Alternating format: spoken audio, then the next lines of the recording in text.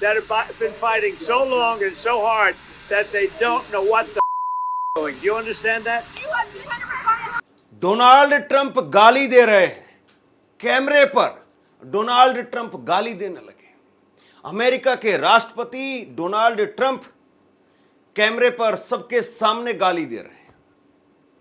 Iran ने 24 घंटे पहले अमेरिका के 4 अलग अलग देशों में एयरबेस पर हमला किया। उसके बाद में ट्रंप ने कहा कि मैं सीज फायर कर रहा हूं क्योंकि दोनों देश मेरे पास में आए शांति के लिए। हालांकि ईरान ने ऐसा कोई दावा नहीं किया, लेकिन अब डोनाल्ड ट्रंप गाली दे रहे हैं। गाली भी ऐसी कि मैं आपको बता भी नहीं सकता हूं। हमें बीप लगानी पड़ रही है। आप सोचिए कि दुनिया के अपने आप को बॉस कहने वाले डोनाल्ड ट्रंप साहब, उनकी क्या इस वक्त में स्थिति है कि वो कैमरे पर आकर के गाली दे रहे हैं। अब सोचिए कि व्हाइट हाउस में वो किस तरीके से व्यवहार कर रहे होंगे। क्या डोनाल्ड ट्रंप ईरान के हमले के बाद में पूरी तरह से बौखला गए हैं? गाली दी नेतन्याहू को, गाली दी इजराइल को, गाली दी ईरान को। लेकिन सबसे बड़ी बात यह है दोस्तों, इसमें नेतन्याहू की गाली वो ज्यादा महत्वपूर्ण है। नेतन्याहू का नाम नहीं लिया। ईरान और इजराइल के बारे में बात करते करते कहा कि वो दोनों जो कुछ कर रहे हैं वो उनको भी नहीं पता, और उसके बाद में गाली। अब यहां पर ईरान को भी एक तरीके से उन्होंने गाली दी है, या ईरान के बारे में भी ये शब्द कहे हैं। लेकिन महत्वपूर्ण यहां पर यह हो जाता है समझना कि इजराइल के बारे में या इजराइल का नाम लेकर के डोनाल्ड ट्रंप ऐसा क्यों कह रहे हैं। क्या डोनाल्ड ट्रंप इजराइल से इस वक्त में खफा है? क्या जिस तरीके से ईरान ने हमला किया उसके बाद में डोनाल्ड ट्रंप बौखला गए हैं, उनका कंट्रोल नहीं है? और सोचिए कि अगर ये कैमरे पर इस तरीके से बोल रहे हैं तो इनकी रात कैसे बीती होगी, व्हाइट हाउस में कैसे खुद को अपने आप को कंट्रोल कर रहे होंगे। ये अपने आप में बहुत बड़े सवाल है। इससे पहले डोनाल्ड ट्रंप लगातार कहते रहे, एक के बाद एक उनके ट्वीट सामने आए और उन्होंने कहा कि प्लीज प्लीज प्लीज ये युद्ध रोक दो। फिर कह रहे थे कि भगवान अमेरिका को बचाए, अमेरिका को आशीर्वाद दे, इजराइल को बचाए, इजराइल को आशीर्वाद दे, भगवान ईरान को बचाए। इस तरह की दुआएं मांगने लगे। तो आखिरकार डोनाल्ड ट्रंप को क्या हो गया है, ये बड़ा सवाल है। That have been fighting so long and so hard that they don't know what the doing. Do you understand that? Donald Trump ने पत्रकारों से बात करते हुए कहा कि इजराइल ईरान पर हमला नहीं करेगा। गौर से सुनिए क्या कह रहे हैं डोनाल्ड ट्रंप। इजराइल ईरान पर हमला नहीं करेगा, सभी विमान वापस मुड़ेंगे और घर लौटते समय ईरान की ओर से एक दोस्ताना प्लेन व्यू करेंगे, किसी को नुकसान नहीं पहुंचेगा, युद्ध विराम लागू हो चुका है। इस मुद्दे पर ध्यान देने के लिए आपका धन्यवाद। ये डोनाल्ड ट्रंप ने जो है कहा है। सोचिए कि डोनाल्ड ट्रंप सुबह से धन्यवाद, कभी भगवान को याद कर रहे हैं, कभी प्लीज कह रहे हैं। ये 3 शब्द अपने आप में बहुत कुछ कह देते हैं कि इस वक्त में अमेरिका या डोनाल्ड ट्रंप की स्थिति क्या है। कभी वो भगवान को याद कर रहे हैं, कभी प्लीज प्लीज कर रहे हैं, और कभी धन्यवाद थैंक यू बोल रहे हैं। कभी इजराइल को थैंक यू बोलते हैं, कभी ईरान को थैंक यू बोलते हैं। तो ये स्थिति बताती है कि इस वक्त में कहीं ना कहीं ट्रंप जो है वो अच्छी स्थिति में नहीं है, और ट्रंप नेतन्याहू को लगातार खरी खोटी सुना रहे हैं। डोनाल्ड ट्रंप ने पत्रकारों से बातचीत करते हुए कहा कि जैसे ही हमने समझौता किया, इजराइल बाहर आया और उसने बमों की ऐसी बारिश की जैसे पहले कभी नहीं देखी। यह अभी तक का सबसे बड़ा हमला था जो हमने देखा। मैं इजराइल से खुश नहीं हूं। फिर से सुनिए, मैं इजराइल से खुश नहीं हूं। देखिए, जब मैं कहता हूं कि आपके पास में 12 घंटे हैं, तो आप पहले ही घंटे में जाकर के उन सब पर सब कुछ नहीं गिरा देते। तो मैं इजराइल पर खुश नहीं हूं, मैं ईरान से भी खुश नहीं हूं। लेकिन अगर इजराइल आज सुबह फिर से कार्रवाई कर रहा है, वो भी एक रॉकेट के कारण जो शायद गलती से दागा गया था और गिरा भी नहीं, तो मुझे ये बिल्कुल पसंद नहीं है। आप जानते हैं क्या, हमारे पास 2 देश ऐसे हैं जो इतने लंबे समय से और इतनी जोर से लड़ते आ रहे हैं। ट्रंप ने गाली देते हुए कहा कि अब इन्हें खुद भी नहीं पता कि ये क्या कर रहे हैं, क्या आप समझते हैं? तो यहां पर डोनाल्ड ट्रंप अपना आपा खो बैठे बोलते बोलते, और उसके बाद में उन्होंने गाली दे दी। अब यहां पर महत्वपूर्ण बात यह है कि वो इजराइल को क्यों कह रहे हैं, ईरान को कह रहे हैं। समझ में आता है कि ईरान ने एक तरीके से प्रहार किया है, अमेरिका की जो साख थी उस पर बट्टा लगाया है। डोनाल्ड ट्रंप बहुत कुछ कह रहे थे लेकिन वो हो नहीं पाया है। तो ईरान को तो कहना समझ में आ रहा है कि ईरान से बहुत कुछ जो है वो दिक्कत हो रही है। लेकिन आप इजराइल पर ऐसा क्यों बोल रहे हैं, आप नेतन्याहू पर ऐसा क्यों बोल रहे हैं? आप तो नेतन्याहू को धन्यवाद बता रहे थे, बहुत अच्छा लीडर बता रहे थे, और नेतन्याहू भी अपने देश में सड़कों के ऊपर पोस्टर लगवा करके कि थैंक यू मिस्टर प्रेसिडेंट, आपकी तारीफों के पुल बांध रहे थे।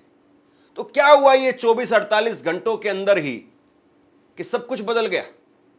आपकी जो वाहवाही थी, तालियां थी, वो गालियों में कैसे बदल गई? ये बहुत बड़ा सवाल है। अब यहां पर समझने वाली बात एक और है दोस्तों, और मैं एक उदाहरण के जरिए इसको आपको समझाता हूं। कई बार ऐसा होता है कि दो आदमी जो आपस में एक साथ हैं, वो तीसरे आदमी से बहुत खफा होते हैं, बहुत उनका नुकसान कर चुका होता है। वो तीसरा आदमी, वो दोनों आदमियों के लिए इस वक्त में सिरदर्द बन गया है। लेकिन वो तीसरा आदमी अगर एक वक्त में पावरफुल पोजीशन पर है, या उसने कुछ वक्त के लिए पावरफुल पोजीशन अपने पास में ले ली है, तो फिर आपने देखा होगा कि दो आदमी क्या करते हैं कि आपस में झगड़ने लगते हैं। वो कहता है कि मैं तेरे को गाली दूंगा, तू मेरे को गाली देना, और ऐसे में फिर जो है उसको थोड़ा रहम आ जाएगा, उसका गुस्सा, जो तीसरा आदमी है उसका गुस्सा जो है शांत हो जाएगा, उसकी ईगो सेटिस्फाई हो जाएंगी, उसकी ईगो शांत हो जाएगी। तो इसलिए मैं तेरे को गाली दूंगा तो तू थोड़ी देर गाली खा लेना। जैसे कई बार आपके अगर नंबर कम आए हैं और आपको जो है वो हेडमास्टर ने कहा है कि पापा को बुला करके लाना कल, और आप जो है किसी आदमी को और को पकड़ करके ले आते हैं, पापा को नहीं ले जाते हैं, किसी और को पकड़ करके ले आते हैं, और उसको कहते हैं कि मुझे चल करके हेडमास्टर के ऑफिस में ऐसे धमकाना जोरदार तरीके से कि हेडमास्टर खुश हो जाए, और हेडमास्टर दोबारा फिर ये ना कहे कि पापा को बुला के लाना या साइन भी करवाना या फलाफल, या दोबारा फिर जो है वो हेडमास्टर ये ना कहे कि पापा को बुला लाओ। तो वो आदमी जो है वो लड़के के साथ में जाता है और हेडमास्टर के ऑफिस में जाते ही तमाम तरीके से भड़क पड़ता है। तो हेडमास्टर कहता है कि ठीक है, हम कैसे न कैसे करके बच्चे को समझा लेंगे, आप जाओ। तो क्या इस वक्त में ईरान और अमेरिका के बीच में यही सब कुछ चल रहा है कि दोनों आपस में गाली दे करके, हालांकि ट्रंप को इजराइल की तरफ से गाली नहीं दी गई है और इजराइल दे भी नहीं सकता, नेतन्याहू दे भी नहीं सकते, लेकिन जो नेतन्याहू को गालियां मिल रही है और नेतन्याहू गालियों को ले रहे हैं, तो क्या ये सब कुछ इसलिए किया जा रहा है कि ईरान की ईगो सेटिस्फाई हो जाए, ईरान का गुस्सा शांत हो जाए? क्या सब कुछ इसलिए किया जा रहा है? डोनाल्ड ट्रंप के बयान और डोनाल्ड ट्रंप की बातें आज पूरी दुनिया देख भी रही है, सुन भी रही है, पढ़ भी रही है और हंस भी रही है। इजराइल के पीएम नेतन्याहू का बयान सामने आया। उन्होंने कहा कि हम ईरान के साथ में सीज फायर कर रहे हैं क्योंकि जिन लक्ष्यों को हासिल करने के लिए हमला किया गया था वो सभी पूरा कर लिए गए हैं।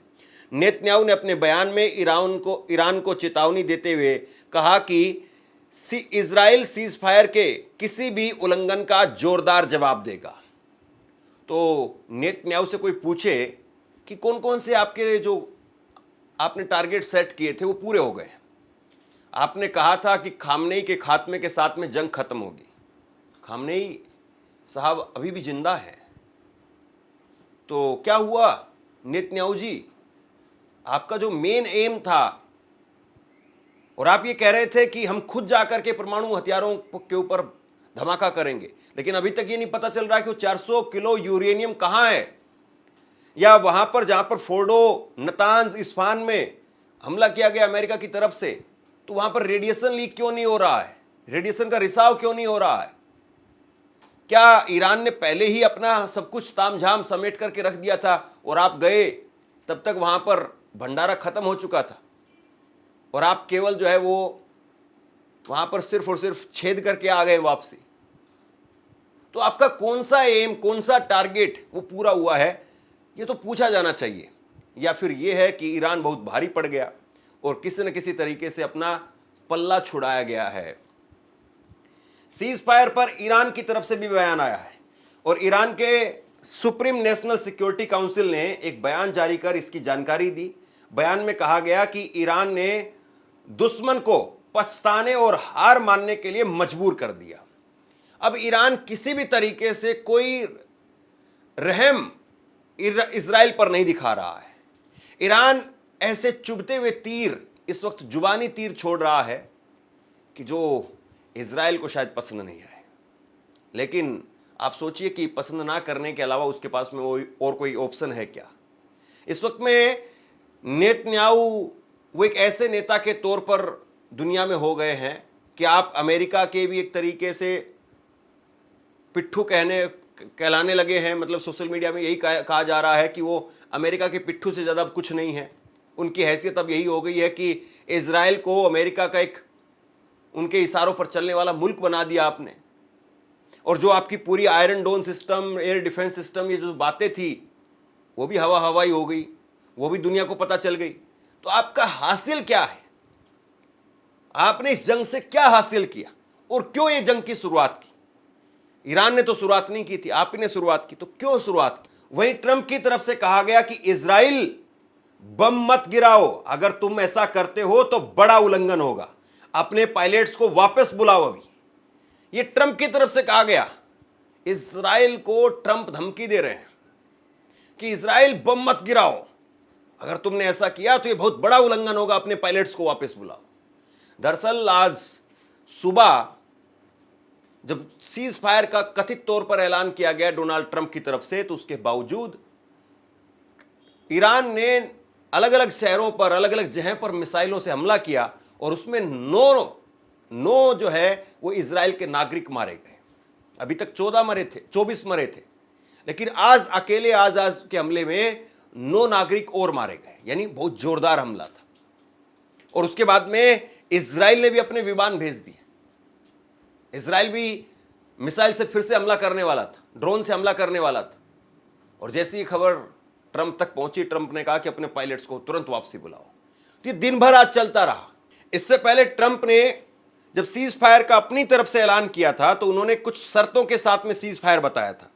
ट्रंप ने एक पोस्ट करके लिखा था कि सभी को बधाई हो, इजराइल और ईरान के बीच में इस बात पर पूरी सहमति बन गई है कि अब से 6 घंटे बाद में 12 घंटे की पूर्ण और संपूर्ण युद्ध विराम की शुरुआत होगी और इसके बाद में युद्ध को समाप्त मान लिया जाएगा।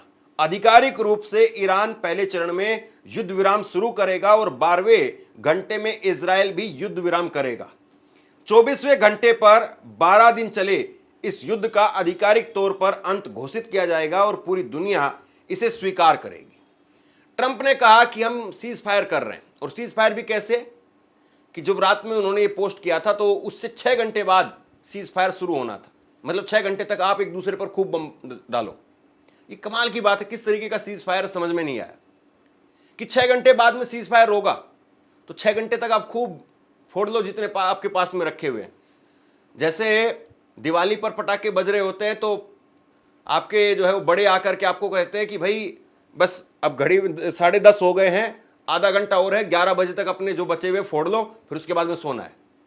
कुछ इसी तरीके से कहा कि 6 घंटे बाद में सीज फायर जो है लागू होगा और पहले 12 घंटे ईरान को चुप्पी साधनी है, ईरान को चुप रहना है, और फिर उसके 12 घंटे अगले वो इजराइल को चुप रहना है। और फिर जब 24 घंटे इन दोनों के 12-12 करके हो जाएंगे, फिर 24 घंटे से इस युद्ध की जो है पूरी तरह से सीज फायर मान लिया जाएगा और दुनिया भी मानेगी। भाई समझ में नहीं आता कि ये सीज फायर का ये फॉर्मूला कैसा फॉर्मूला है। सीज फायर का मतलब तो ये होता है कि सीज फायर हो गया, ठीक है, हो गया, जो जहां है वहीं से वापसी लौट जाओ, अब और हमले नहीं करना है। लेकिन यह कहा पहले कि पहले 6 घंटे बाद में शुरू होगा, फिर 12 घंटे पहले ईरान चुप रहे तो इजराइल इसका मतलब मारता रहे और ईरान खाता रहे, फिर उसके बाद में इजराइल जो है वो चुप होगा, तो इस बीच में अगर ईरान मारना शुरू कर दे तब। ये अजीब सी जो है वो ट्रंप की पॉलिसी है और इसीलिए ट्रंप की पॉलिसी को लेकर के दुनिया भर में आलोचना हो रही है। सीज फायर के बाद में आज दिन भर क्या क्या हुआ वो देखिए। सीज फायर शुरू होने के करीब 2.5 घंटे बाद में ईरान ने इजराइल पर 6 बैलिस्टिक मिसाइलें दागी। एक मिसाइल बीर शहरबा इमारत पर भी गिरी जिसमें 9 लोगों की मौत हो गई और 20 से ज्यादा लोग घायल हो गए। ईरानी हमले के जवाब में इजराइल ने अपनी सेना को तेहरान में हमले का आदेश दिया था। थोड़ी देर पहले इजराइल ने ईरान की राजधानी तेहरान में एक रडार साइट पर हमला किया। इजरायली आर्मी रेडियो ने इस हमले की पुष्टि की। ताजा हमले के बाद में अमेरिकी राष्ट्रपति डोनाल्ड ट्रंप ने इजरायली प्रधानमंत्री बेंजामिन नेतन्याहू को फोन करके ईरान पर हमला रोकने को कहा था। अल जजीरा की रिपोर्ट के मुताबिक नेतन्याहू ने ट्रंप से कहा कि मैं हमला नहीं रोक सकता हूं क्योंकि ईरान ने पहले सीज फायर का उल्लंघन किया है और उसे जवाब देना जरूरी था। तो यह पहले हुआ और उसके बाद में ट्रंप का ज्ञान जो निकल करके सामने आया। ट्रंप ने क्या कहा सुनिए, अभी से सीज फायर होता है, प्लीज इसे न तोड़े, यह ट्रंप की तरफ से कहा गया।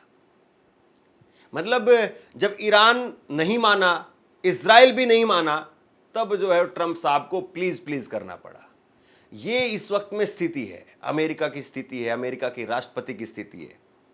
कुल मिलाकर के अगर कहें तो इस युद्ध में या इन 12 दिनों के युद्ध में अगर किसी की सबसे ज़्यादा फजीयत हुई है तो वो डोनाल्ड ट्रंप है, अमेरिका के राष्ट्रपति है। जिस तरीके से उन्होंने पहले बयान दिए, अनकंडीशनल सरेंडर करना पड़ेगा, आज वो सारे बयान इनके मुंह पर उल्टे आकर के लग रहे हैं।